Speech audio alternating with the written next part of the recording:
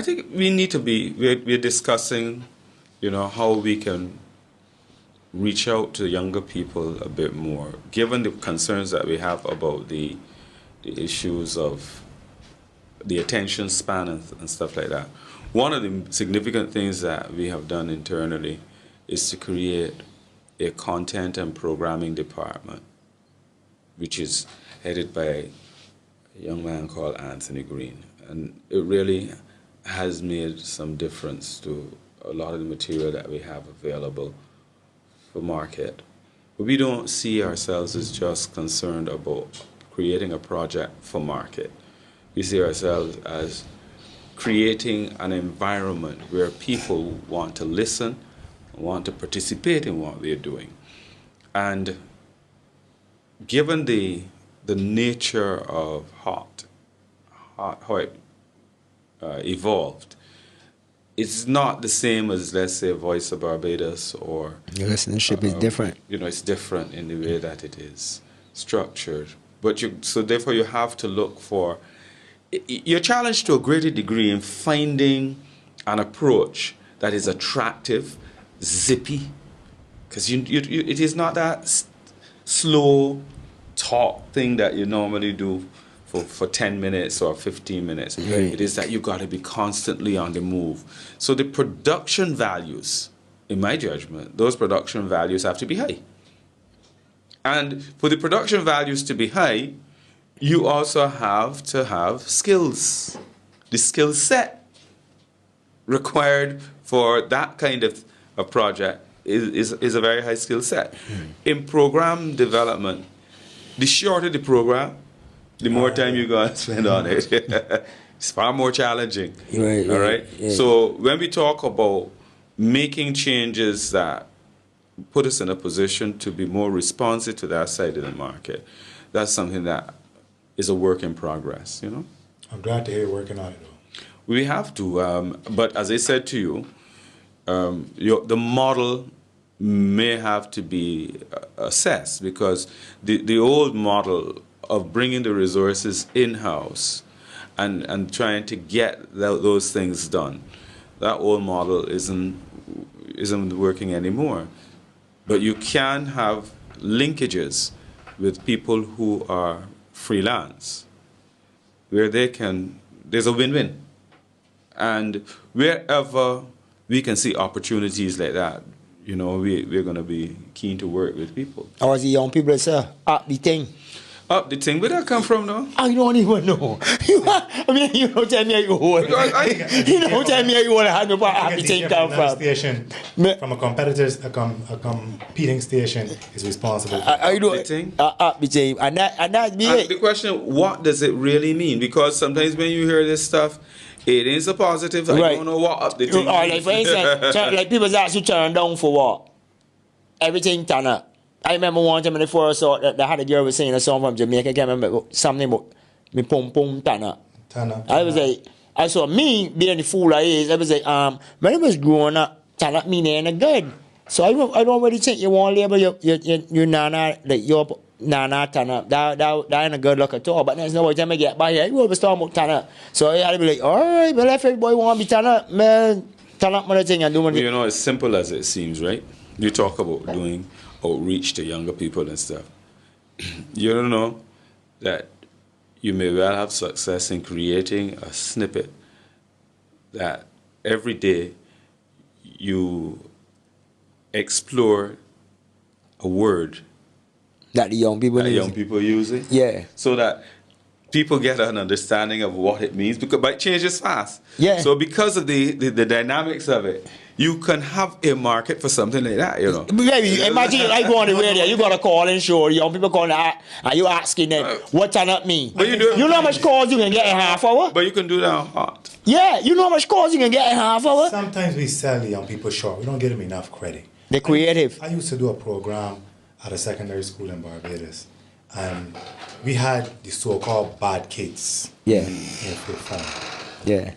And every morning that I would get there, we used to spend 5 to 10 minutes meditating, with the eyes closed, sitting down, meditating. To the point where one morning I came, I was late. I said, we can just go straight into it. And they tell me, no, sir, what happened? We meditate yet? I go into schools and I perform poems. Poetry with no music, no beat, just my words, and enough big words sometimes too, and it's be long sometimes, more than what people claim the attention span these young people is. Yeah.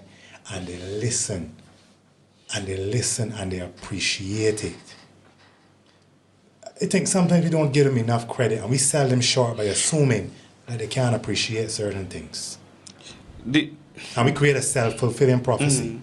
I accept that. But one of the points that you raised there remind me that an aspect of our societal failure is that a lot of people no longer look at spirituality in the traditional way.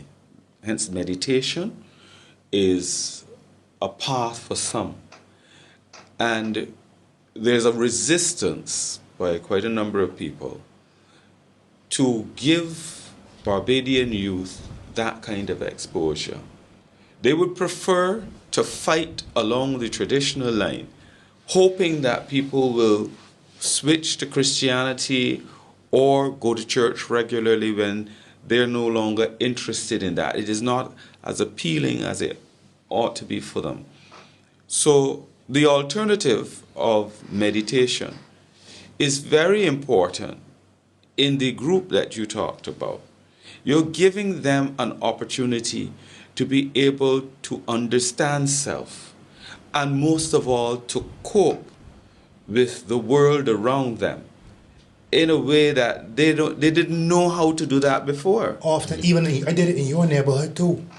Very well received. Oftentimes, children, this is the only chance in the day they get for some quiet. Yeah. For some reflection. Correct. And they're not spiritual about it. It's not religious at all. Right. It's just a chance to be quiet and to be with yourself and to hear what's going on inside of you. Yeah, and it can begin there, and they can take it from there into yoga or whatever they want to take it into. But it is recognizing that this society has changed, and we can no longer put everybody in the same box. So, I mean, what would happen if you sought to introduce more of that, let's say, into prison? Where what we are doing is that we are sending people to jail, sending them to a university to be trained in crime, because at the end of it all, a lot of them do not have what it takes to be able to live out there. They don't know how to cope. And what we have to be looking at is the coping skills. Some people can cope by praying, but other people do something else to get there. So that's one of the shifts that I believe we need to make. Stop beating our heads against the wall in believing that it has to be done only one way. It will make a difference. And I know that some time ago, somebody wanted to introduce a concept. I think this guy was associated with Sai Baba, or one of those, or Baha'is, or one of them, one of those groups, one of those religious groups. And there was fierce resistance to the idea of introducing anything to the school system other than the accepted Christian approach.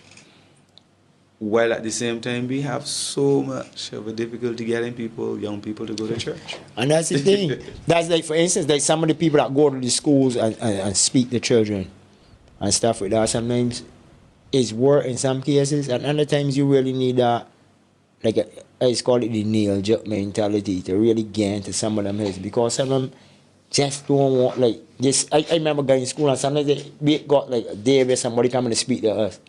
I mean, the back playing, we never care, we cannot tell you nothing. When they ask us at the end of the day, like, what that person was speaking about, I know he came from the ministry of education, but I don't know nothing about what he was talking about. I don't even care what he was talking about. Because you need to be specially trained in many instances to attract some of those young people. You can't just, and you got to deal with audio visual aids and stuff like that as a means of trying to capture them. To say that you're just going to go into school and you can do a presentation, that's not enough. It's not going to capture their attention. It's not going to hold them. It depends. It depends upon who they depends on are. the person. The person got to be, you know what I mean? Some of them will be caught by it, but there are some that, you know, that's not for them. That's not there.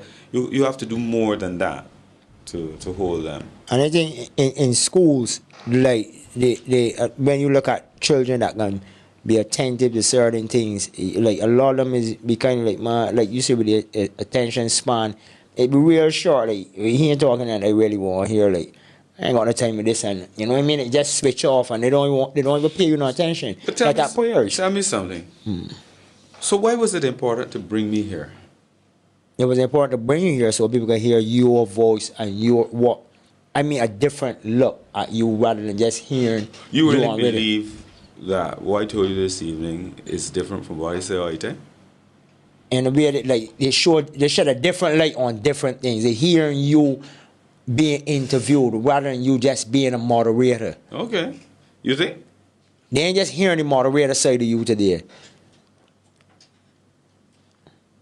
That's a very good question. No, I don't think what I've heard from you today, as I think I said that early in the interview, what I've heard from you today is what I've pretty much heard from you before. What I would really like to get into as we wrap up are these two things. Your views, given the beast that is politics, given the direction that the culture is going in, your views on what needs to be done, what you really think can be done. If you were to think positively now, because you talked about being positive and the good now, assume we can turn things around or move them in a different direction. In your opinion, how do we do that? And the responsibility of the media. I really want to hear you talk about the media in Barbados up in the thing, because in Barbados, radio is very, very powerful. And I would hate to have you leave here without talking about the media, the radio in particular, up in the thing and making sure that it leads. If NGOs don't do it, are we dead? If politicians don't do it, are we dead? If the public don't do it, are we dead? Can the media do it? And you are a big part of that. I've been a big part of it for many years, and I don't think that we can retreat from the responsibility of, one, identifying what are seen as the weaknesses and creating an environment where the public of Barbados is given an opportunity to help reshape what you see as the negatives. Calling programs are but one part of it. I suggested to you that we need to do a little bit more than that. We have to use different formats. We have different stations. And if you look at the material that you are getting on, for instance, Voice of Barbados, and what we are providing for you on Life, I don't know that you can fault us for being responsive to what is happening out there in this community and trying to make a difference in that regard. But the problem with that Voice of Barbados and Life is that you are preaching to the choir. Yeah. And therefore we are particularly challenged. We just revamped the beat. And I think we're getting a lot more positive response to the beat. I recommend that people just tune in to the beat and tell me what you are hearing, because it is not what it used to be. And we feel very upbeat, no pun intended, about what is happening there. The greater challenge is in trying to deal with something like Heart, which is heavily music-based. Okay? It is more music. VOB is far more talk. But the beat, but Heart is a music-driven station. So the first thing to do is to just pay a little bit more attention to the type of music. Because one of the things that we mentioned here before is that when we were coming up on the radio, they had bashy music too. But the ratio of bashing music to so-called conscious music was a lot more even Yes. in years gone by than it is now. No, right, Yes. for real. And you know, the truth be told, we do get some feedback to the effect that at times we are considered too bashy, and it concerns some of us. Are you afraid that if you dial down the bash, then you lose market share? It would be a concern as to how much market share you may lose, but by the other side of that, you may also enhance market share. You could also gain. Because the demographics, right, matter. If you are considered to be too bashy, there are some people who may shy away from you. And if you modify that to bring something that is a little bit more mainstream, more enlightening. When they talk about Bashi, they're largely talking about the reggae component. Yeah, the it's true. dancehall component. I know Barbados with the Reggae festival and all of that. Bashment Yeah. Your favorite music? Mamba. Wait, it's called that? It's called that, right? And then they got this thing called Mambo Rap that I speak the Asian dialect. They got something called Mambo Rap. Yeah. That a lot of these songs they play on hot. Like for instance, where's the one Panda? Panda. Panda. That's the song to me. That's it. I don't hear nothing more, Mr. Ellis. All I hear is a panda. A panda. And I mean, like, But is it possible that a younger person will understand what else is being said? I'm not about to tell you that. Today I was at work and I hear a young son on the job. The man was playing the song and singing, and I was like, We tell you these already you people getting speak- old. I get old. This is You right, have but no clue if we're singing the correct lyrics. Or I don't even know. But as it is, I can't say that it was the right lyrics he was singing. But you know, sometimes they on YouTube. That's the thing about these songs now that let the young people learn them. They don't just put the song up there anymore. put the lyrics They put there. the lyrics now that you Yes. could actually go on and learn the lyrics of the song. Yeah. Any moves afoot to expand Starcom into other forms of media, more visual? Yeah, we're working closely with the nation in that regard. Yeah. Very closely. And we recognize that it is something that we need to pay more attention to that. But again, as I said, there's a need for synergy. There's a need for synergy. Moving real slow though. No, the synergy, part of it is for you to appreciate that we are receptive to ideas like yours and to sit with us and see how we can work together. That's part of it. Because you guys, people like you all invest in things like this, and you need to be able to do more with it. You need to be able to take it to another level. And we are powerful enough to help you take it there. You know, you may get there eventually by trying to do it all on your own. But what can we do together that can have a win-win effect? So there may be some scope for some synergy. There between is scope in the future. There is scope. Then you got your boiler room putting hot FM. That'd be trouble. That's a power move. That's a power move right there. But you know, the truth, I will say this, I mean, critical to everything is sponsorship. And if you are able to secure sponsorship, and it's easy for us to talk about where it can go. I mean, based upon the sponsorship, because we don't forget we have inventory that we gotta pay for. So that's not open to just one group. That's open to anybody in Barbados who wants that opportunity to explore going to the next level with the material that they have. And we need to encourage young talent and younger talent. And it's not just in your age group. You are now more Seasoned. mature and seasoned people. But the critical issue is to reach even people who are 15, 18, that age group there. Very important for us. To me, when I started my blog, it just started, as I said, as an apology. But then, as it gradually progressed, I decided that certain things they want to cut out because they don't just want me getting forward.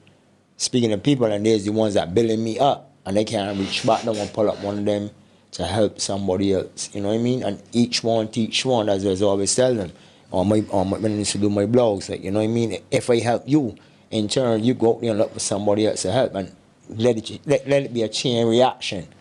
You know what I mean? Because if you're only doing it for self, at the end of the day, I ain't gonna feel like receive anything. Well, you see, you look at things like what is happening on the air, but there's a lot of scope for us to work online too.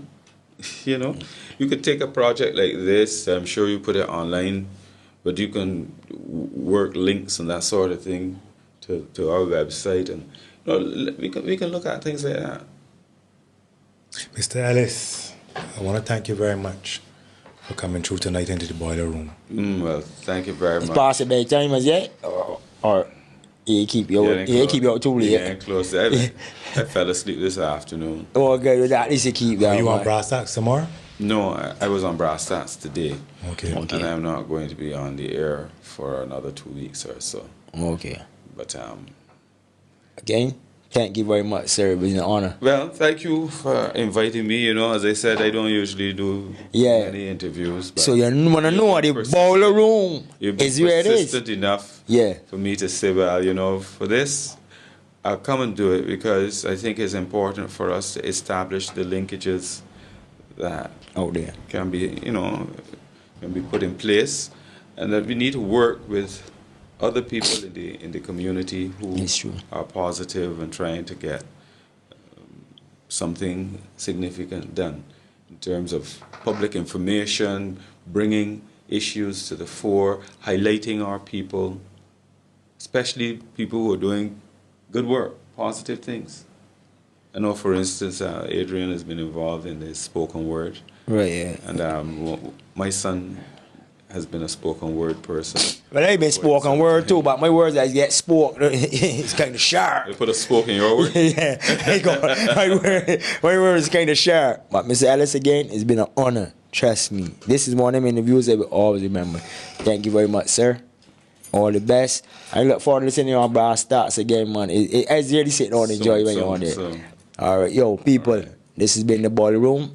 Mr. David Ellis, Mr. Green, on behalf of myself. Thank you. See you again next week. Out and bad. Done talk.